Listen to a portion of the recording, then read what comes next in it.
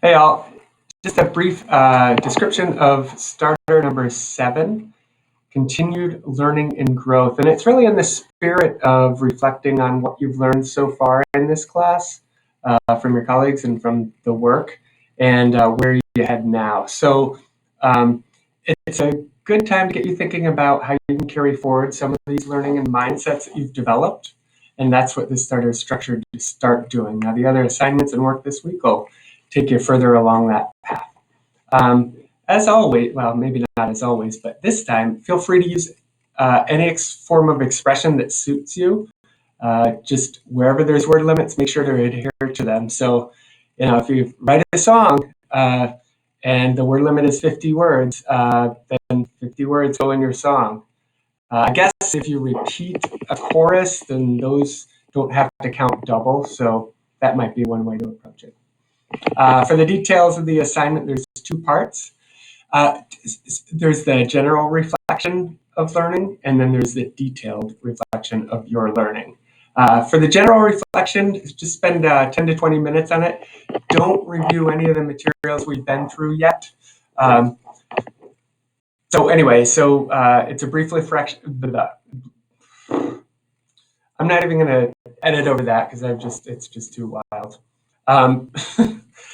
So for this first part, the general reflection. So again, without reviewing any materials or past work, answer questions 1 and 2 each using 100 words or less. And again, any form of expression. So you can just verbally stream your thoughts onto a screencast or audio record it. But the questions are this: what ideas, perspectives, thoughts,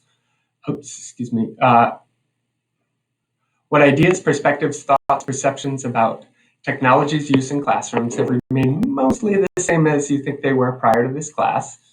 And then where has your thinking about using technology in classrooms evolved, deepened, emerged, or entirely changed? So that's without looking at any materials. Then go to, prior to answering the rest of the questions, which I think there's about 6 more, spend an hour or so reviewing all of your submissions, your starters, the discussions, assignments, and the course materials. And then after doing that, what additional perspectives do you have about your response to question 1, which is about what has remained mostly the same? So again, what additional perspectives about this do you have after reviewing your materials? And use 50 words, or less. And then second, question 4, what additional perspectives do you have about question 2? And that is about changes or modifications to your mindset, etc. Then we'll get on to kind of some newer questions. So question 5, what's one thing about SAMR as a framework for thinking about educational technology that you think is likely to inform your future work? 50 words or less. So the next question, similar, just using a different framework. What's one thing about UDL, Universal Design for Learning, that you think is going to inform your future work? 7 is similar, but different content area or different reflection area. What's one thing about the standards for educators that you think is likely to inform your future work? Again, 50 words or less. And then finally, what specific type of technology tool do you want to learn about? What do you want to learn more about after this class is over? Why?